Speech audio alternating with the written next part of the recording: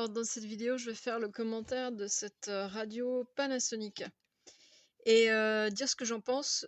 C'est pas du tout ce qui a été présenté dans le titre. C'est un réveil plus qu'une radio, même s'il y a la fonction radio, et on va dire qu'il est pratiquement archaïque en 2021 quand même, hein. Alors là, c'est marqué 000 parce que il n'y a pas de pile, parce que moi, j'avais compris qu'on pouvait la faire fonctionner sur prise et sur pile.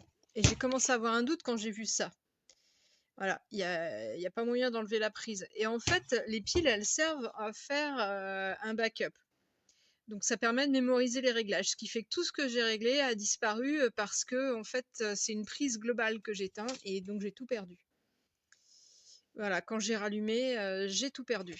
Alors, complètement perdre mon lecteur. Oui. S'il y a une référence, ça veut dire que Elle est l'article vraie. a été réellement écrit. Oui. Et je n'ajoute pas dans les références écrites des choses une fois qu'elles sont bien claires. voilà, le son est très bien.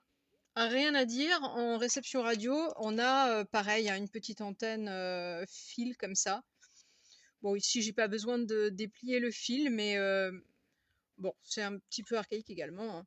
Donc, on a un système d'autoréglage des radios pour 10 chaînes de sélection. Les fonctions classiques d'un réveil finalement, hein, avec 2 alarmes différentes. Système des réglages ici avec validation entrée sur la touche snooze.